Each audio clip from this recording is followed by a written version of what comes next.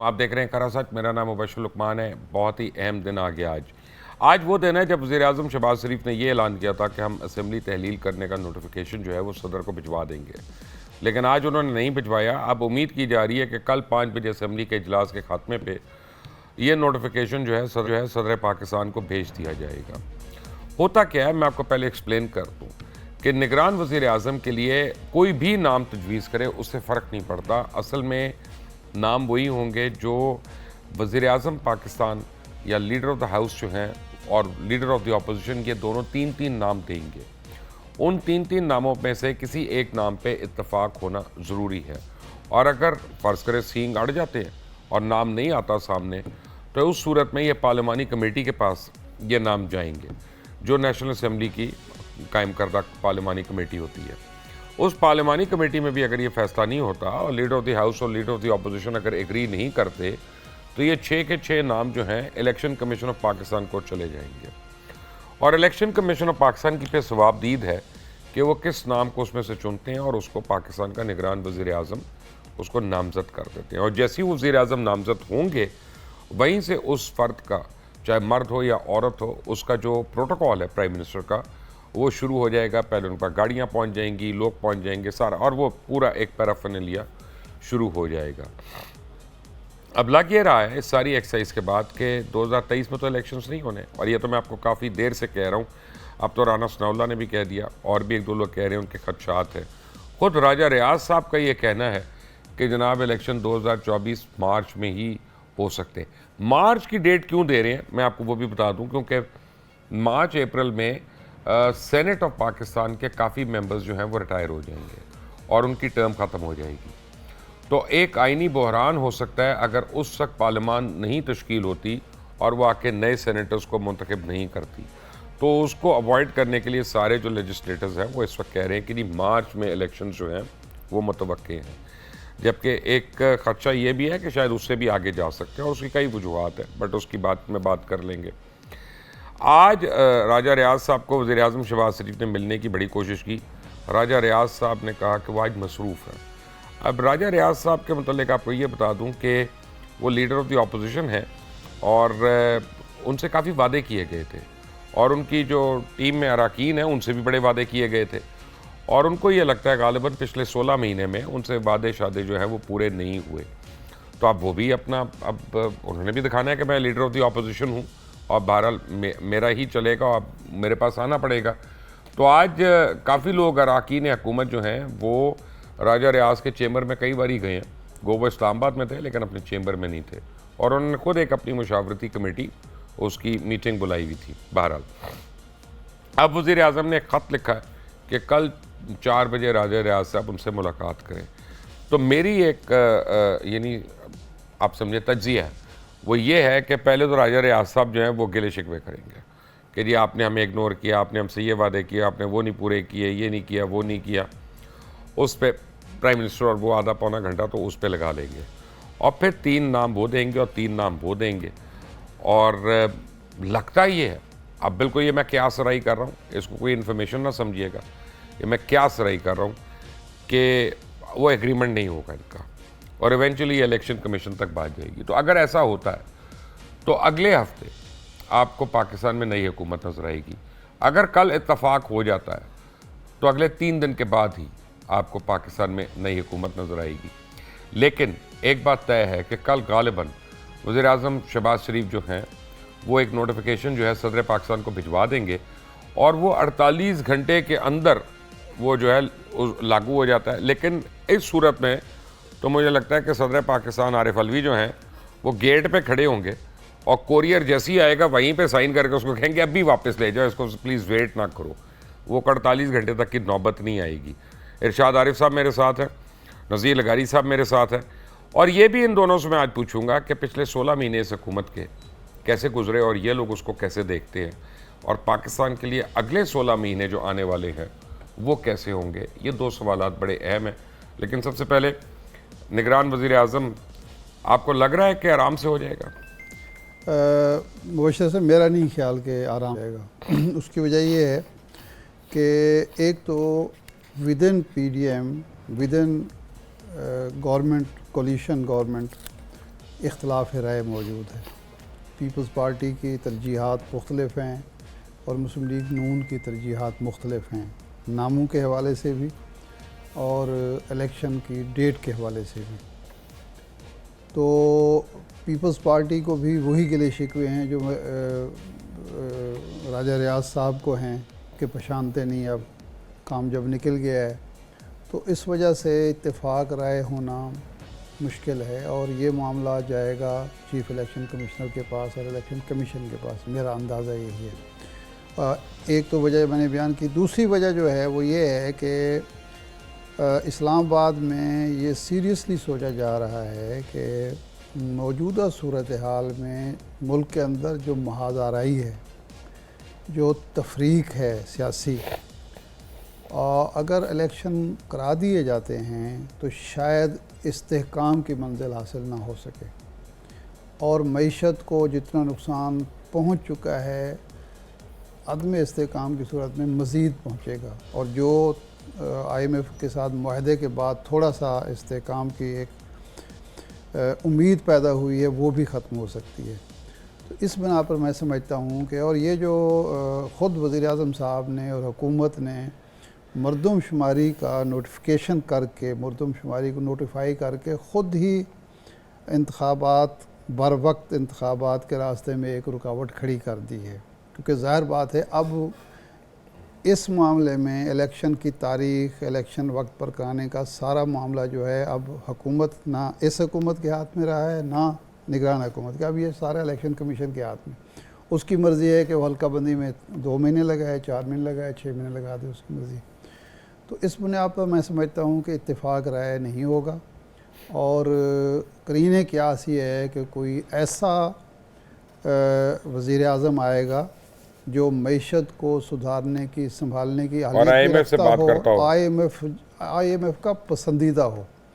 IMF से देखें, ये जो मुआहदा हुआ है, स्टैंड बाई प्रोग्राम हमें मिला है, बड़ी सख्त शराइत पे मिला है, लेकिन इससे ज़्यादा सख्त शराइत हमें नज़र आ रही हैं स्टैंड बाई प्रोग्राम के ख़त्म होने के बाद, जब आपको अगला प्रोग्राम लेना है।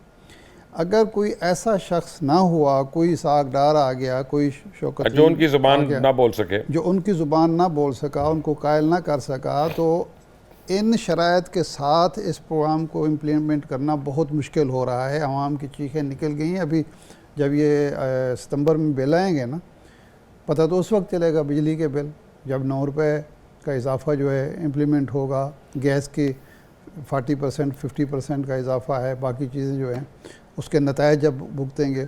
तो इसलिए ऐसा शख्स जो IMF से बात कर सके, IMF को कायल कर सके कि जी जो माजी में हुआ हो चुका, अब कम अज़ कम पाकिस्तान के साथ वो सलूक न करें जो पिछली 2 हुकूमतों की वादा खिलाफ़ी की वजह से या मुहिम जोई की वजह से या गलत पॉलिसियों की वजह से पाकिस्तान को फेस करना पड़ रहा है। तो आप इस तरफ ज़रा, तो मेरा ख्याल है कि इस तरह का वज़ीर-ए-आज़म लाया जाएगा। वज़ीर निगारी साहब, अस्सलाम वालेकुम। ये बताइएगा, कल एग्रीमेंट हो जाएगा लीडर ऑफ द हाउस और लीडर ऑफ द अपोजिशन का कि ये मामला इलेक्शन कमीशन तक जाएगा निगरान वज़ीर-ए-आज़म के नाम के लिए? मेरा ऐसा कोई ख्याल नहीं है कि इस पर अगर कोई और कवट हुई दूसरी बात होगी। मसला यह है कि जो फरीकैन हैं, ज़ाहिर है अगर ये मियाँ शहबाज शरीफ और राजा रियाज साहब ही फरीक हैं तो ये बहुत पहले तय कर सकते हैं और उनके मामले में कोई नहीं है। और अगर ये इत्तेहाद की जमातें जो हैं, हुकूमत की इत्तेहाद की जमातें जिनका आखिरी राहत चल रही है, अगर इनकी भी कोई यकराय होना ज़रूरी है तो भी हो जाता। मसला ये है कि इस्टेब्लिशमेंट क्या चाहती है, इदारे क्या चाहते हैं, इंटरनेशनल इस्टेब्लिशमेंट क्या चाहती है, दुनिया जहान में जो और क़ुव्वतें हैं अपना अपना किरदार अदा करती हैं वो क्या चाहती हैं। ये मामला जो हैं वो और आगे तक जाएंगे। अगर इख्तिलाफ राय होता है तो फिर ये यहाँ का मकामी नहीं होगा, गैर मकामी होगा। और मेरा ख्याल ये है कि चीज़ें जो हैं एक हद तक ये तय हो चुकी होंगी, क्योंकि वसी और बुनियाद मशावरत होती रही है और कोई ना कोई तो नतीजा इनके पास होगा ही। अगर जो जनाब इरशाद अहमद आरिफ साहब फरमा रहे हैं, अगर वैसा होता है तो इसका मतलब यह है कि इस्टेब्लिशमेंट अपना एक नुक्ता नज़र जो रखती है वो लाना चाहेगी, या आलमी इदारे जो चाहते हैं, आलमी मालियाती इदारे जो चाहते हैं, उनकी मर्ज़ी का कोई बंदा आएगा। मैं ये नहीं कहता हूँ कि PMLN की या किसी और की मर्जी से इसहाक डार साहब को लाया जाए, लेकिन जाहिर है अब्दुल हफीज शेख साहब भी तो किसी इंटरनेशनल एस्टेब्लिशमेंट के आदमी हैं, तो उनको लाया जाएगा। तो पाकिस्तान में तो जो मालियात का मामला है, ख़जाने का मामला है, वो ग़ुलाम मोहम्मद पहले वज़ीर ख़जाना से लेकर यहाँ शौकत तरीन साहब तक और इसहाक डार साहब तक, वो ना किसी की सर्विस के लिए है। वो पाकिस्तान के लोगों के लिए, पाकिस्तान के अवाम के लिए, पाकिस्तान के आम आदमी के लिए, पाकिस्तान के अपने जोग्राफी के लिए, पाकिस्तान की अपनी मईशत को बेहतर बनाने के लिए नहीं होता है। वो बाहर कोई ना कोई एजेंडा होता है जिसको इनको पूरा करना होता है, चाहे वो वज़ीर आज़म बनकर पूरा करें या वज़ीर ख़जाना बनकर पूरा करें। राइट। अब मुझे ये बताइएगा कि वज़ीर ख़जाना भी उनकी मर्ज़ी से होना नहीं, हमेशा है। ये नाजी साहब, ये तो नज़ीर लिगारी साहब कह रहे हैं ना, मैंने ये लफ्ज़ नहीं कहे। मैं तो कह रहा हूँ कि ऐसा शख्स होगा जो सबके लिए काबिल कबूल भी हो। एक बात मैं आपको बता दूं, लगारी साहब, आपको भी और इरशाद भाई आपको भी, और आप दोनों मेरे से डिसएग्री करिएगा। मैं ज़रा नाजरीन को एक बात बताऊँ कि मेरी अक्ल फ़हम क्या कहती है। मुझे जब लोग कहते हैं ना व्हाट्सएप पे नाम भेजें कि ये इसहाक डार साहब हो रहे हैं, शाहिद खाकान अब्बासी हो रही हैं, जलील अब्बासी हो रही हैं, तो मैं उनको आउटराइटली रद्द कर देता हूँ। मैं कहता हूँ नहीं हो रहे। उसकी वजह यह है कि अगर इनमें से कोई, जलील अब्बासी साहब को छोड़ दें, उनके अलावा आप कोई भी नाम ले लें, ख्वाजा आसिफ का ले लें, इनका ले लें, जलील अब्बास जलानी साहब का, तो जलील अब्बास जलानी साहब जो है, उनकी स्ट्रेंथ जो है वो फॉरेन ऑफिस है। वो आए तो मेरा ख्याल है फॉरेन मिनिस्टर तो बहुत अच्छे बन सकते हैं। वो prime minister I will be surprised. किसी पार्टी का बंदा नहीं होगा। अगर पार्टी का बंदा हुआ, नॉन पार्टी का बंदा, तो आप ये समझ लें उससे बेहतर है कि शहबाज शरीफ साहब कंटिन्यू करते रहे, वो भी अगर नॉन लीग है, क्योंकि फिर न्यूट्रल तो नहीं रहेंगे इंतखाबात, और उनके न्यूट्रलिटी पे बहुत बड़ा सवालिया निशान सिर्फ हम नहीं लगाएंगे, पूरी इंटरनेशनल जो मीडिया है वो भी इसके ऊपर लगाएगी। तो ये मेरा नहीं ख्याल, मेरी अपनी राय है। इरशाद आरिफ साहब, आप पता नहीं एग्री करते हैं कि नहीं? नहीं, मैं बिल्कुल करता हूँ। देखें, ये सिर्फ इस वक्त जो इलेक्शन, जिस माहौल का मैंने जिक्र किया है, जिस माहौल में हो रहे हैं, तो ये इलेक्शन न सिर्फ पाकिस्तान के अवाम के लिए काबिल कबूल होने चाहिए, बल्कि हमारे जो बैनुल-अक़वामी इदारे हैं और क़ुव्वतें हैं, उनके लिए भी काबिल कबूल इसलिए होने चाहिए कि पिछला जो 1 साल, सवा साल, 1.5 साल का है, उसमें ख़ुद गवर्नमेंट ने ये प्रोपेगेंडा किया कि जी साबिक़ा हुकूमत ने हालात दोस्तों से के साथ ख़राब कर लिए थे और दोस्तों सफारती सतह पर हम बिल्कुल तन्हाई का शिकार थे। तो कोई भी नहीं चाहेगा पाकिस्तान का हमदर्द कि ये सिलसिला मज़ीद आगे बढ़े।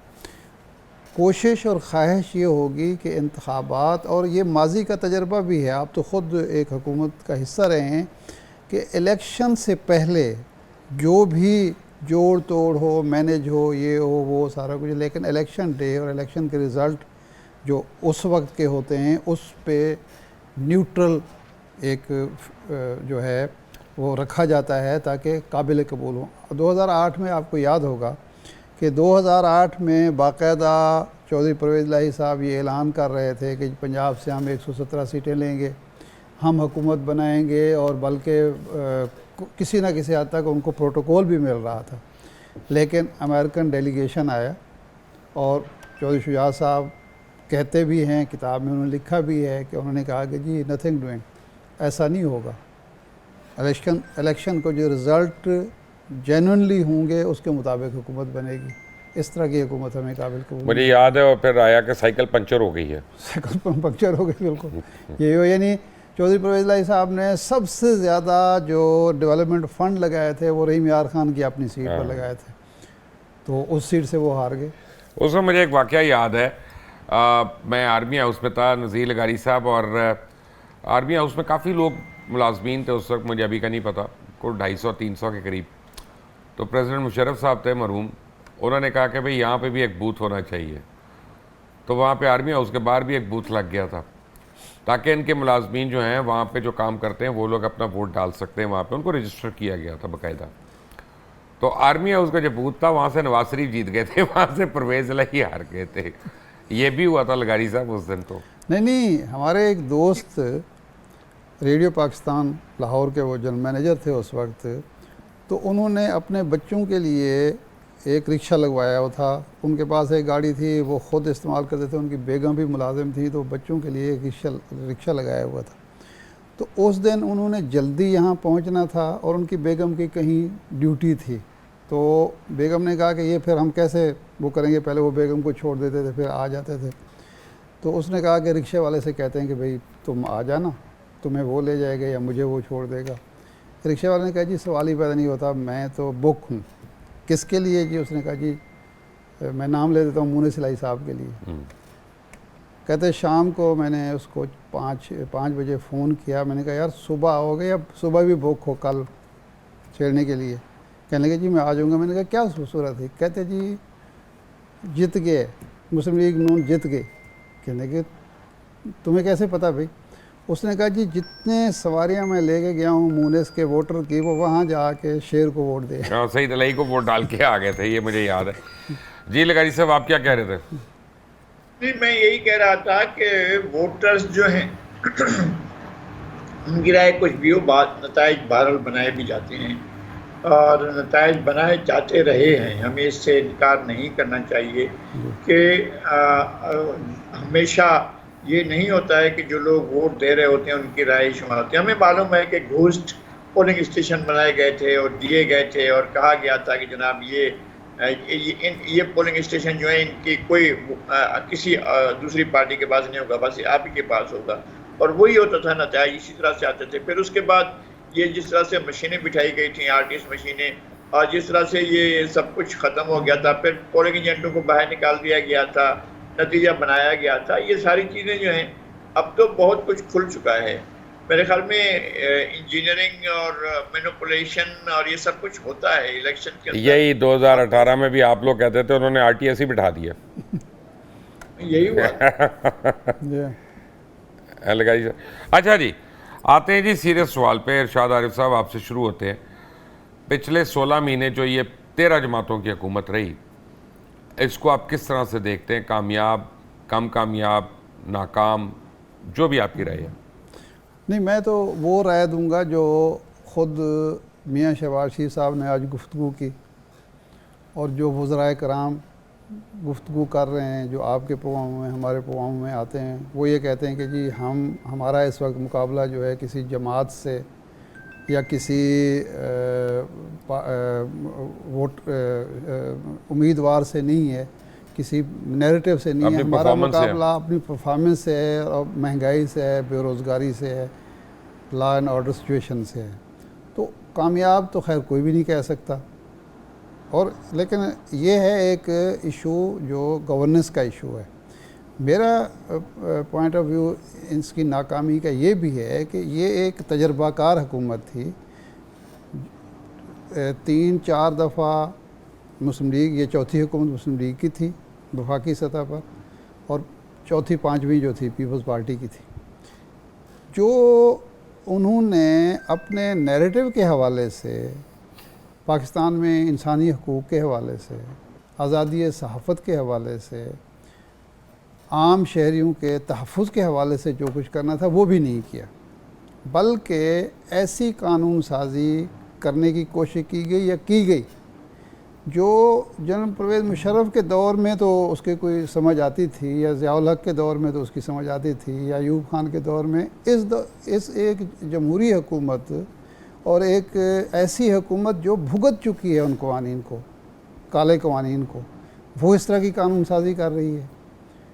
उसके दौर में सहाफ़त पर जिस किस्म की एक उफ्ताद पड़ी सहाफ़ियों पर और सहाफ़त पर, उसकी मुझे कोई तवक्को नहीं थी। मेरा नुक्ता नज़र ये है, पीपल्स पार्टी ज़्यादा, मुस्लिम लीग नून उससे कम, लेकिन एक प्रो मीडिया एक उनकी शोहरत थी पहले अदवार में, लेकिन बिल्कुल उसको भूल गए। अपने ही जो पिछले उनके दावे थे या उनकी जो उनसे तवक्कुआत थी, उनके अपने वोटर की, अपने सपोर्टर की, अपने हामियों की, वो उस पर पूरे भी नहीं उतरे।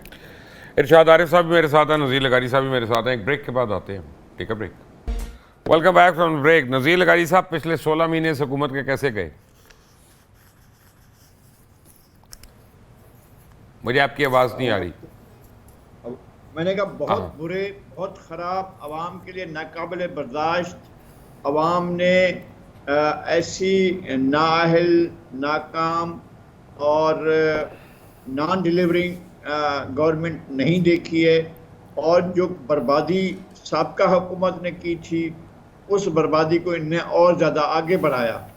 असल में 2018 के इंतखाबात पाकिस्तान की बदकिस्मती थी, और सोचने वालों ने जब सोचा था कि हम अपना एक सेलेक्टेड लाना चाहते हैं, वो बहुत बुरा फैसला था। उस फैसले ने पाकिस्तान को शदीद नुकसान पहुंचाया है, जिसके शायद आने वाले बरसों में भी हम उन हालात को जो है फेस करते रहेंगे। लेकिन इनका 1 साल या 1.5 साल जो भी था, उसने उसके ऊपर आकर काम किया, उससे ज़्यादा बढ़कर काम किया। कोई किसी किस्म की ज़ीरो डिलीवरेंस थी, और इन्होंने लोगों को ख्वाब जो दिखाए हुए थे वो भी टूट गए। लोगों को महंगाई दी, लोगों को बेरोज़गारी दी, लोगों को हाँ ये थे फीते काट रहे हैं, तकरीरें हो रही हैं, और सी पैक को वो किया है, एक्टिवेट किया है। इस बात का तो हमें क्रेडिट देना चाहिए। लेकिन ओवरऑल गवर्नेंस, डिलीवरी, ये टोटल फेल्योर था, कुछ भी नहीं हुआ इसमें। राइट। अगले यानी जो भी हुकूमत होगी, उससे आपको कोई मिरेकल की उम्मीद है, जिसकी मर्जी हो? मैं समझता हूँ कि पाकिस्तान का पोटेंशियल बहुत बड़ा है, और पाकिस्तान के अंदर लोगों के अंदर, एक तो मास्टर्स के अंदर लोगों के अंदर आपके पास एक नई यूथ आ रही है जो बहुत पढ़ी लिखी है, जिसको स्पेस नहीं मिल रहा है।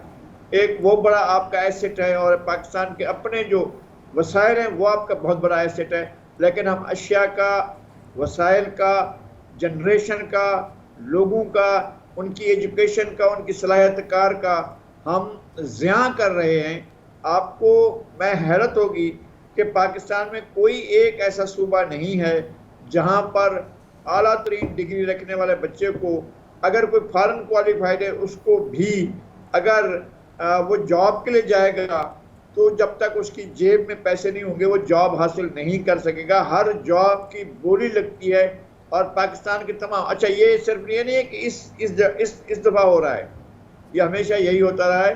और साबका हुकूमत के दौर में भी मैं बहुत सी चीज़ों के पर्सनल भी मैंने चीज़ों को ऑब्जर्व किया है। ये एक सिक्का राजल वक्त हो गया है कि आप जी इरशाद साहब। अच्छा, इस हुकूमत की जो नाकामियों की तफसील लगारी साहब बयान कर रहे हैं, उसमें आप अंदाज़ा कर रहे हैं कि जिस हुकूमत, जिस वज़ीर आज़म के दौर में उनका अपना भाई मुल्क में वापस नहीं आ सकता, 14 माह 15 माह गुजरने के बाद भी वो वो खौफज़दा है कि ना मुझे मुल्क में जाकर इंसाफ मिल सकता है, ना ज़िंदगी का तहफ़्फ़ुज़ मिल सकता है। ये बात है ना, मैं ताना नहीं दे रहा।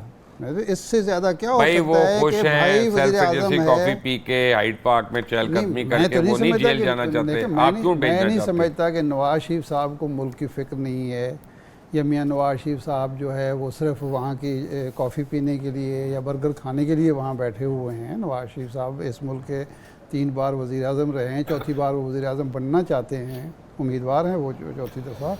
तो ये तो है एक, लेकिन उनको उम्मीद कम होती जा रही है।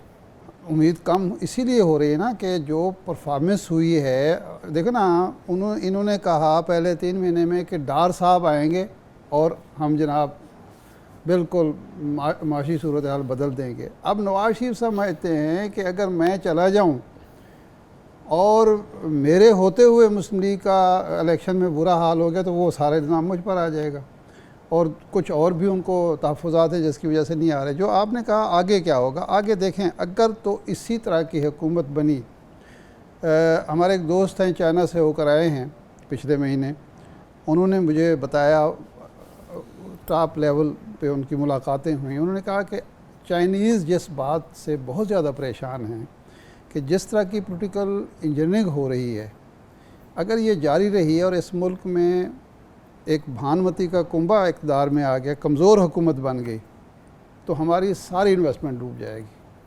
पाकिस्तान को एक विजनरी मजबूत हुकूमत की ज़रूरत है, लेकिन हमारे यहाँ बिल्कुल उसके बरक्स हो रहे। ये IT की बात मैं कर लेता हूँ। जैसे स्टेट बड़ी अच्छी बैंक ने- मिसाल दी उन्होंने, जी क्योंकि चाइना तो जमहूरियत पे ही चल रहा है ना, नहीं, जमहूरियत पे नहीं है, वो कहते हैं मजबूत हो। मैंने जमहूरियत तो का फिर तो लफ्ज़ नहीं मार्शल लॉ। मैंने लफ्ज़ फिर मार्शल लॉ जमहूरियत का चाहते हैं इस्तेमाल वो। नहीं किया। नहीं, मजबूत हुकूमत, जमहूरी हुकूमत मजबूत नहीं, इंडिया की हुकूमत मजबूत नहीं है, वहाँ तो आप भाई नहीं कह सकते गारंटर्स ना। तो सीपैक के सारे आर्मी है आपकी, आपके सियासतदानों का तो एतबार ही नहीं है। इतबार नहीं है, उसके बावजूद मामलात को सियासतदानों की नाअहली समझ लें या आपस की खींचातानी की वजह से डिले होते हैं ना। माजी में क्या हुआ और इस 1.25 साल में क्या कितनी पेशरफ्त हो गई, ये बातें हैं ना करने की। जो अगली मैं बात करने लगूँ, आईटी एक शोबा है। इंडिया की आईटी की जो आमदनी है वो 200 अरब से ज़्यादा है। सऊदी अरब की जो सालाना आमदनी है तेल की, उससे ज़्यादा सिर्फ आईटी की है इंडिया की। और पाकिस्तान में क्या हो रहा है, स्टेट बैंक ने एक आर्डर जारी किया ई कॉमर्स के हवाले से कि जो आपके वो जो ट्रांजैक्शंस वगैरह वो मना होती कर हैं, दिए उन्होंने। और वो मना कर दिए हैं। अब आपको अगर इस दौर में ये भी समझ नहीं है कि ये आप मना करके कितना नुकसान कर रहे हैं, सोशल मीडिया पे आ जाएं। हर रोज़ हम सोचते हैं सोशल मीडिया पर ये पाबंदियाँ लगाएंगे, वो पाबंदी, यानी इनके नज़दीक सोशल मीडिया का मतलब सिर्फ वो ट्वीट्स हैं जो सियासी, टिकटॉक और ट्विटर है।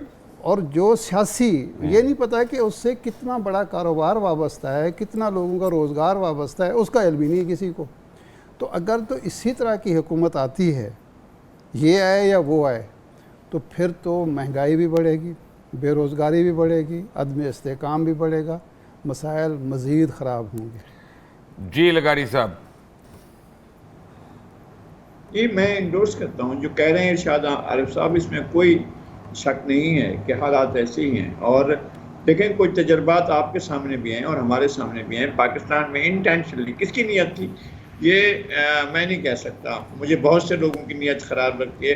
वो नहीं चाहते थे कि पाकिस्तान में आईटी सेक्टर जो है वो ग्रो करे, आगे बढ़े, और उन्होंने बाकायदा प्लानिंग करके पाकिस्तान में दो चीज़ों को रोका है कि आईटी की डेवलपमेंट ना हो और इसको पाकिस्तान में एक मुतबादिल रोज़गार का ज़रिया ना बनाया जाए, और दूसरा ये कि पाकिस्तान में डॉलर ना आए। ये किसी ना किसी का इंटरेस्ट था।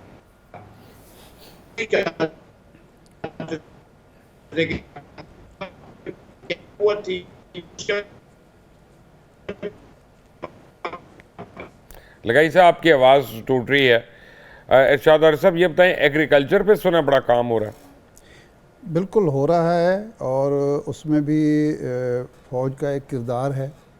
लेकिन मुबशर साहब, आप जानते हैं, बेहतर जानते हैं मुझसे, कि एग्रीकल्चर की जितनी भी तरक्की हो, वो आप फूड सिक्योरिटी के पॉइंट ऑफ व्यू से तो वो बहुत बेहतर है, आप फूड सिक्योरिटी को इंश्योर कर सकते हैं।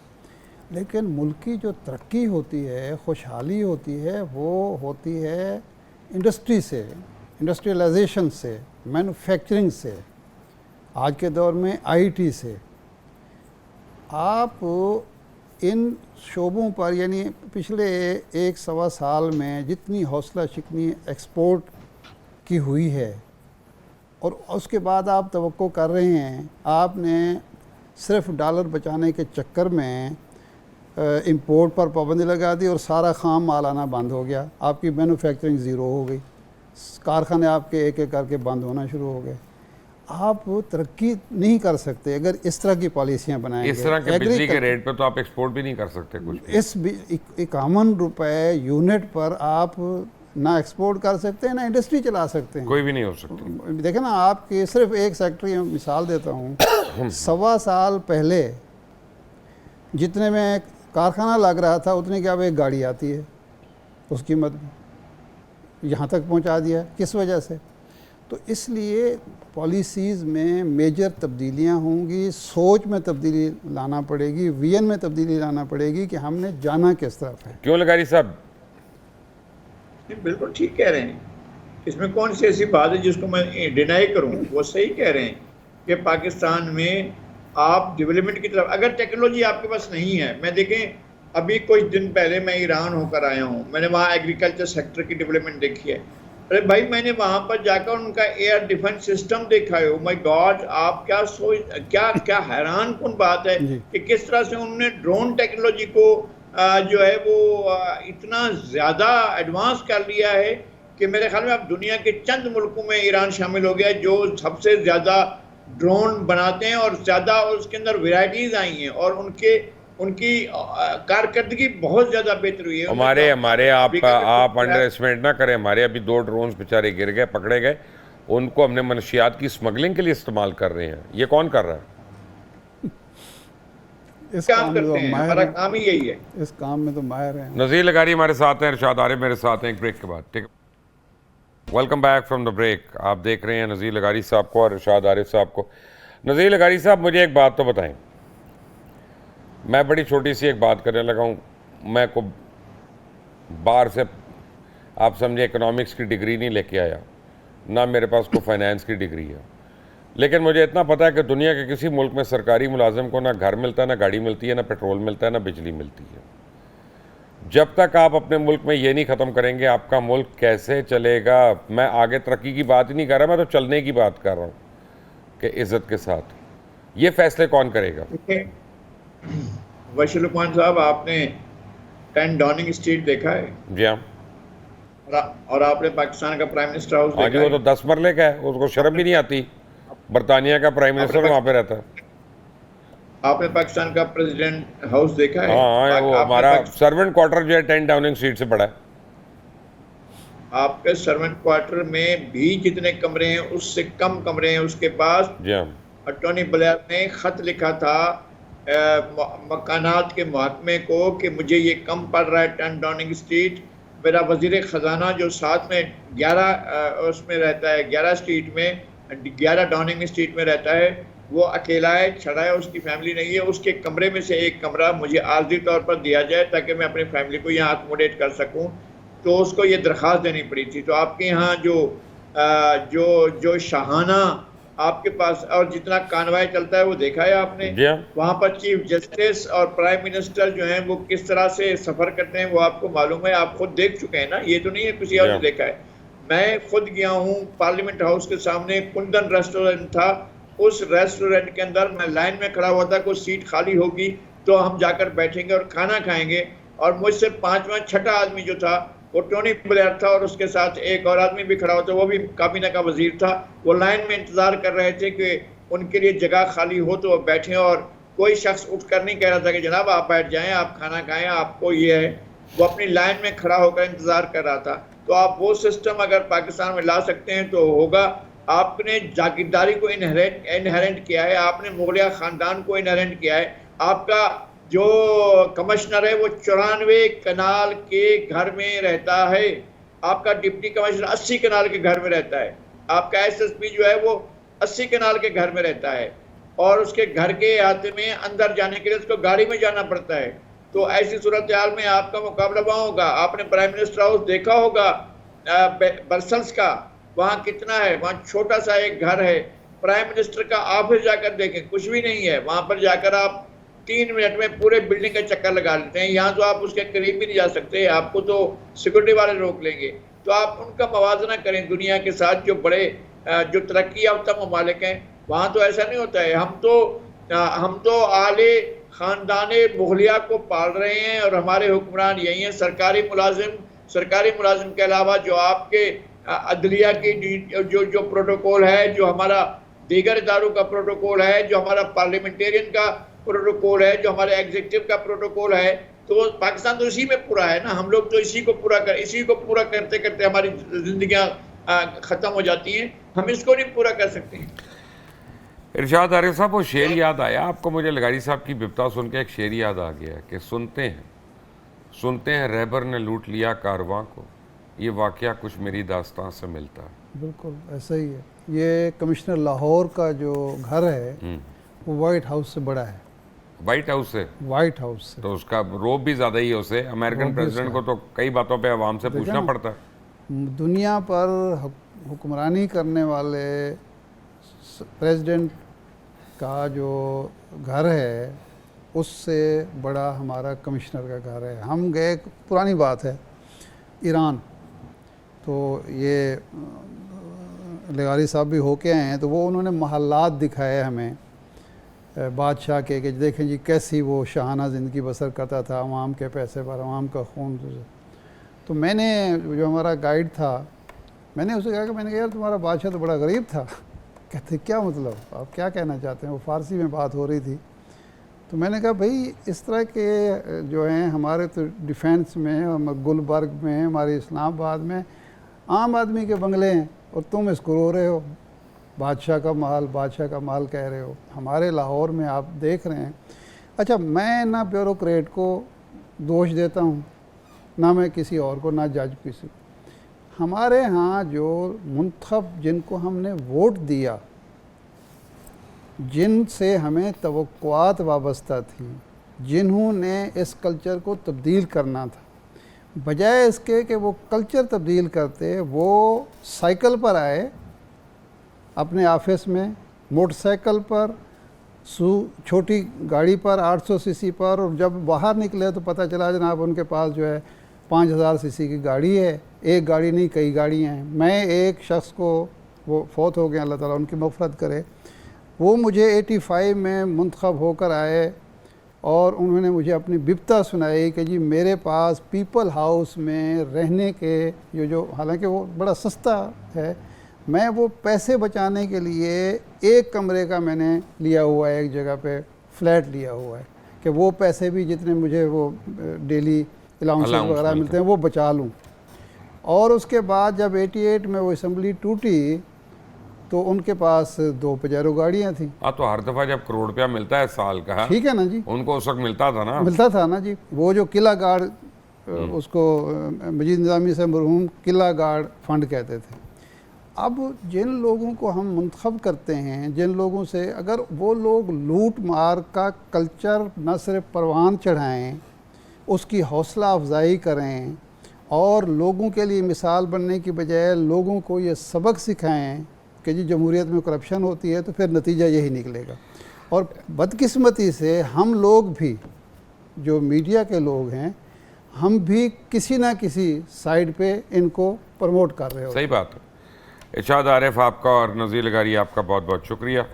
चलते चलते मैं आपको एक बार, हो सकता है कल आखिरी दिन हो इस पार्लियामेंट का, या बहुत हो जाए तो 48 घंटे के अंदर ये ख़त्म हो जाएगी। अगर ऐसा हुआ तो टेक्निकली एक और पार्लियामेंट है जो अपनी मुद्दत नहीं पूरी करेगी, क्योंकि असूलन तो इसकी मुद्दत 12 अगस्त को पूरी होनी है। तो अगर उससे 2 दिन पहले भी तहलील की जाती है तो फिर ये आईनी मुद्दत पूरी नहीं करेगी अपनी। कल क्या होता है, कल मिलेंगे। अल्लाह हाफ़िज़।